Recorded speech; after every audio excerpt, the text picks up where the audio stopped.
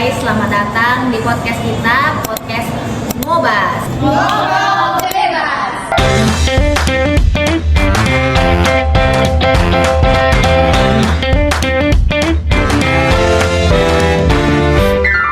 Jadi di video kita kali ini kita bakal bahas tentang kasus-kasus jual beli yang pernah kita semua alami. Nggak tahu ada teman-teman yang mau sharing ya tentang baik buruknya jual beli yang pernah kita alami selama kita hidup ini ya.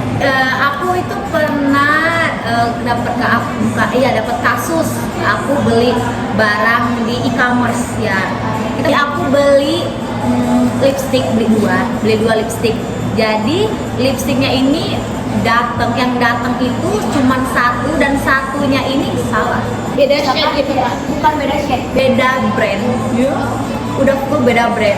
Berarti di e-commerce-nya itu kayak jual banyak brand gitu lah ya? Dia kayak di e-commerce itu dia kayak grosir makeup gitu kan. Jadi aku belilah si dua ini, yang datang satu udah satu beda. Jadi aku chat lah si adminnya, aku bilang, "Kak, ini pesanannya salah." Dia minta kayak bukti video, itu semua udah aku kirim kan.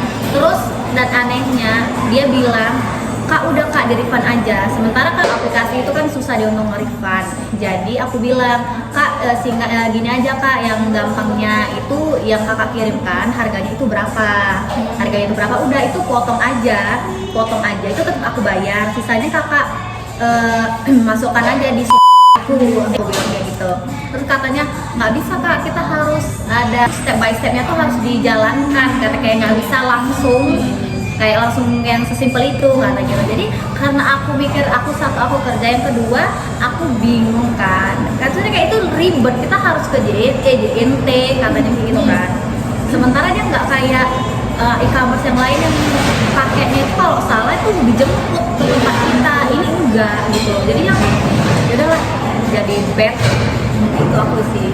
Jadi bad historis aku ya. Jadi bad historis aku. Kalau aku pernah beli barang, tapi nggak bisa disebutin barangnya apa. Cuman itu harganya lumayan mahal ya untuk aku waktu masih SMA, karena kan uangnya mesti dikasih sama orang tua kan, dan itu termasuk besar angkanya.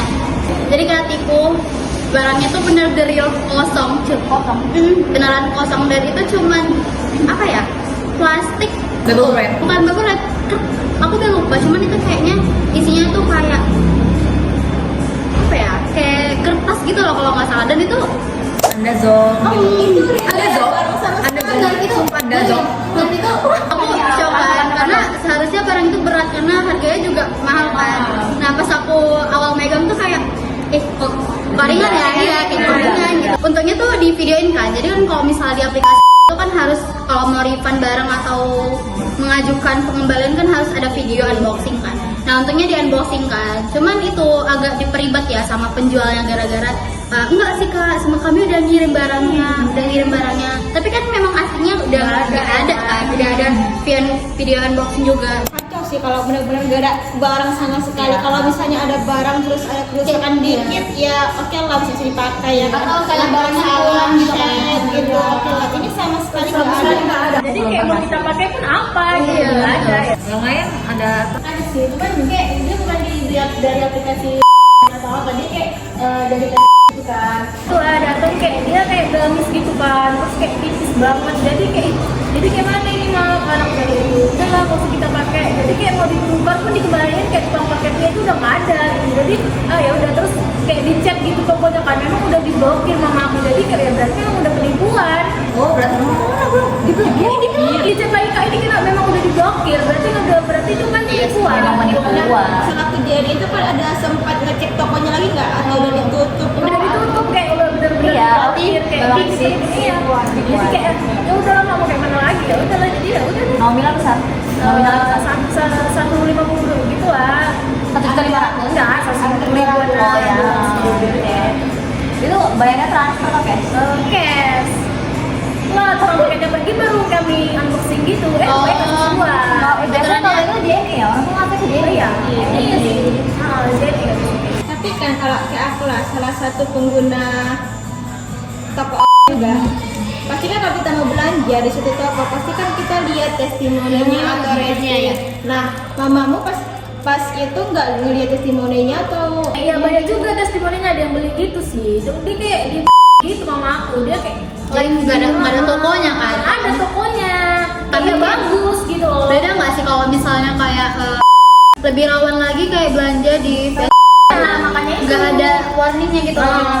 Itu Kalau misalnya kan mungkin kayak ada garansi, Iya. ada segala macam gitu kan. kita pun kalau kenapa kita sama klaim biasa kan jadi Tapi pernah nggak sih kalian kepikiran kayak kadang kan ada kan orang yang ngejual mystery box.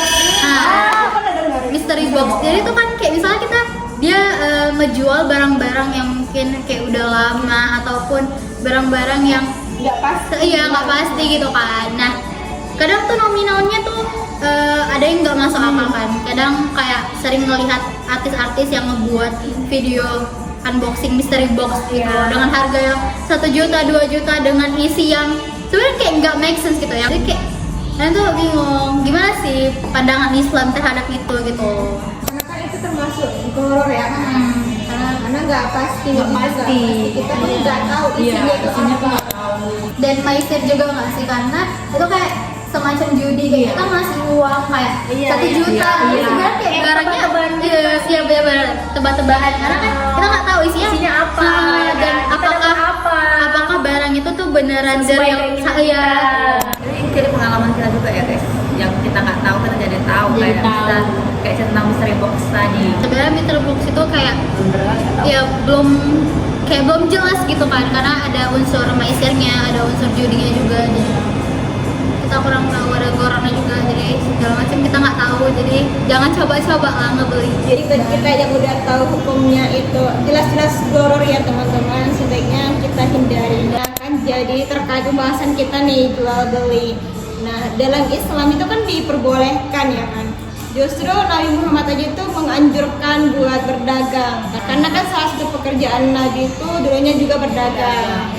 Nah cuman kalau seperti pengalaman teman-teman nih, yang mana kayak banyak terjadi penipuan, terus goro dan maisir, dan itu tuh udah jauh banget dari aturan-aturan dan prinsip Islam. Karena yang jual beli sesungguhnya itu yang benar-benar mengandung unsur kejujuran, terus keadilan, jelas akan zat, terus wujud dan keadaannya gitu.